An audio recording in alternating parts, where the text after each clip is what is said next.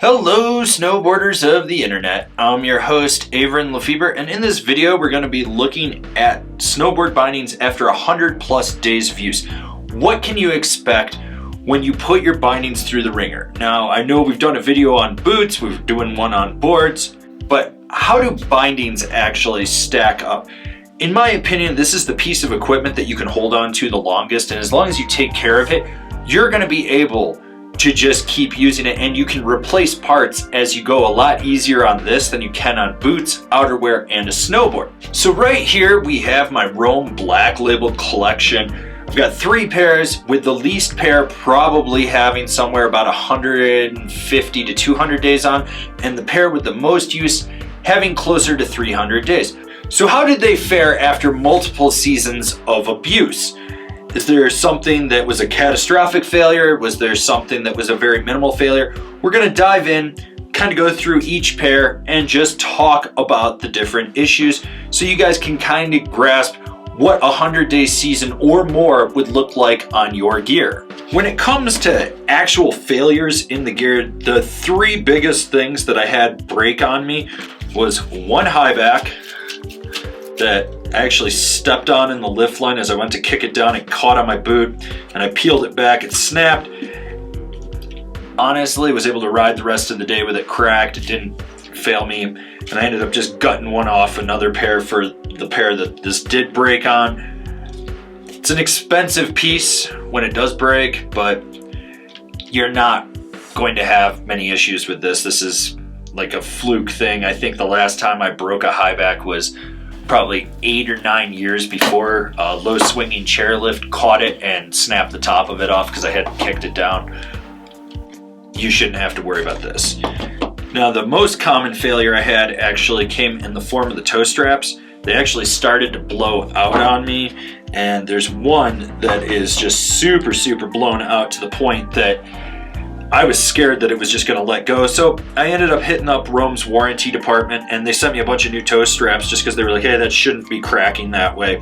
But what really happened was the mesh on the inside, it looks like it got a little hard and it just cracked. I probably left these sitting in the sun too long in the off season, but then again, these things are in the elements all day, every day, going in, going out. So I had issues with that. And then finally, I've broken 2 ratchets. So with the first one, I snapped off the release tab and it kind of just obliterated the whole thing. I think what happened is actually a skier stepped on it in the lift line with their ski. It was like hanging off the edge of my board. This guy came in hot, rode over the top of my board, then stepped on it. When I got to the top, I noticed that it was cracked. No big deal. I was able to push it in, ride down to the base, get a replacement, non-issue. Then the other one, I also snapped the release tab off. Not super bad on this one, but it was just enough that I noticed that it had been snapped off. I could still use it. It was just more like a cosmetic thing. Otherwise, these still have all the original ratchets and they still seem to work. So one thing that did happen on the very last day of the season, my toe ratchet actually came off. The screw released out of the toe. I just hadn't checked on it. You can put a little crazy glue on these, tighten it in, let it dry. It's gonna be fine. Check your screws, always check your screws. I mean, I typically get my heel cups loosen up a little bit about every 5 to 10 days of riding. If I haven't put like crazy glue, super glue, or redid the threads on the screws with blue Loctite, make sure you paint it on. You know, you're not gobbing it on and then tighten it in. That's kind of a stupid thing that actually has issues with it. Otherwise, these binding screws stay relatively tight. I've never had any serious issues with it. One of the main areas of wear is actually on the ladder strap. The teeth have started to just wear down from all that cranking and releasing over time. Like I said, I don't have a pair that doesn't have 150 days on it. These are still the original ladders. I'm just gonna get new ones, pop them in, gonna be good to go. It's like putting a new one in. It's a very easy repair. I don't have to worry about it too much, but you do notice that there is a little bit of wear and tear on it. The other thing is replacing the actual mounting screws. Basically, the blue Loctite on there is worn off. Some of the threads are starting to go. Because I'm always swapping bindings from one board to another, this is an issue for me. This is something that you probably actually won't really encounter with your bindings. When checking out the footbed of this binding, I actually don't have a lot of compression for as much as I use these as I thought I would in the foam. It really does do a good job of being a dampening agent. It didn't break in. The only place that I've had some issues are the little tabs at the back of the footbed that clip into the binding itself so that it doesn't pop up and down. I've broken one on each of these, and sometimes they don't clip in as easily. So I got a replacement for it. Once again, that was pretty easy through warranty, but they also sell these as well. I like to run them without the canting in there, but I do have backup canted footbeds if I ever want to go that route. They're brand new, but for the most part, these have remained super durable for the amount of use that I have on them. I do like the fact that you can actually see the tread pattern from my boot from how much I've actually strapped into these. With this binding being a two-piece construction, meaning you've got that nylon composite footbed base tray and then you've got the aluminum heel cup, you do have this painted metal on there. It's been scuffed up, it's lost a bunch of its paint. That's normal, it's cosmetic. I've seen people be like, can I warranty this? If you're trying to warranty this, you're an idiot. Like, you're an idiot. One thing that I will note is one of these does have a little bit of a dent in it from being dropped on itself super hard. It hasn't affected it structurally that I've noticed, and in the past I've bent aluminum heel cups before from other brands and still been able to ride out the season. If it's really abnormally shaped, then yes, you probably want to replace it. The cool thing with this being a two-piece construction, you can actually get a replacement heel hoop for it and not have to worry about it. I'm not going to be replacing them. They're solid. It's been a non-issue for me. So on every pair of my Black Labels, I run the ultralight ankle strap. It came with the first generation of them. They've now switched to the Ox-Tech strap. I don't like that strap as much as I do these, so I've swapped them all out so that I keep it continuous across them. But what I do like is that it's that new age foam that doesn't break down. It really contours. You never have to worry about it stretching like you would with a 2 or 3 piece constructed strap. And it doesn't seem to blow out like some of these Ox straps that I've seen where they start to stretch over time and then they get like these weird pressure points. This has stayed relatively the same since day one. You got a little padding on there and stuff. They're worn in, but there's no real issues with them. I don't have to worry about them breaking down on me or anything like that. So what should you be looking for when you go through your bindings to see if they're trashed and you should replace them? So if they're a unibody construction, meaning that they're a one solid piece heel hoop and base plate, what you want to do is flip it up and then look at the bottom of it. Or if you have a foot pad that covers it, you want to pull that off.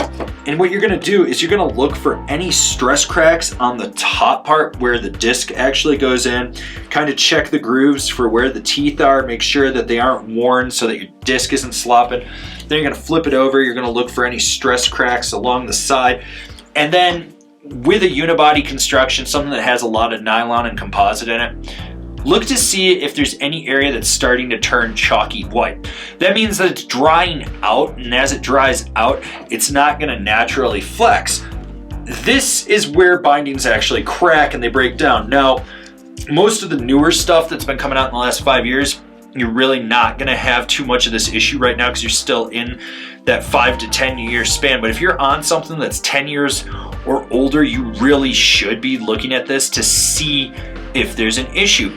After that, if you've got a two-piece constructed one, you want to check your screws and where it attaches to the base tray and whatnot, and just make sure that there's no cracks, fatigue, or anything inside that metal in there. And if those are non-issues, then you don't have to worry about it. When you're looking at the straps, you're just looking for anything that's worn in that might not be gripping.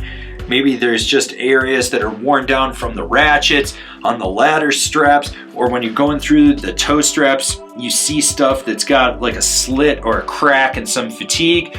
You go through, you check all that, and if nothing is having any issues, you're good to go. And if your base tray and heel cup are good and your high back's good and everything, you can always upgrade the parts with something newer. So you can always go to a shop, and if they've got a parts kit, you can buy the parts kit, or maybe they've got a replacement kit. You can swap that stuff out. You can Frankenbinding these back together if you need to, just because you're on a budget, or maybe you just want to try a different strap on something.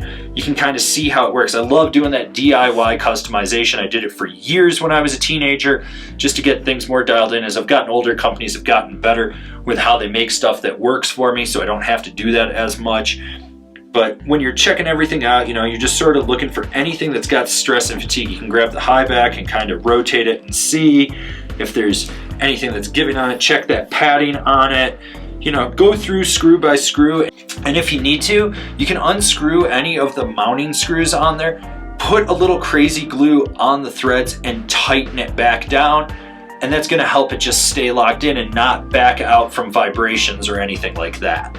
So after 150 plus days on all my bindings, there's some screws that need to be replaced, as well as some that just need to have some glue or Loctite put on the threading so that way they'll stay a little more snug. I need to swap out some of the toe straps. I've got to replace the ladders, which is a non-issue. That's a relatively easy part to get. And I got to get a new high back for one pair of these. Otherwise, these have done really well. And as I said at the start of this video, this is the one piece of gear that you don't have to swap out continuously. They're made to last multiple seasons. And if you just take simple maintenance precautions with them, they'll get you further ahead. I'm actually going to run these for a whole other season again, which will be at least another 150 days of riding. So if I break that up amongst 3 pairs, that's 50 days per each pair. Hopefully you guys learned a little something from this video, and it's just taught you what to look for. If you're new here, remember to subscribe, click the bell, get those notifications. That way you're not missing any of the videos we got coming out for all you snowboarders of the internet. And if you really like what we're doing over here and you want to support us further, swing on over to Angry Snowboarder VIP and become a member. Sure, I could tell you more here, but I got a video over there that explains it so much better. As always, I'm your host, Avran LeFeber, and well, I've got to continue to be your host, and I'll see you in another video.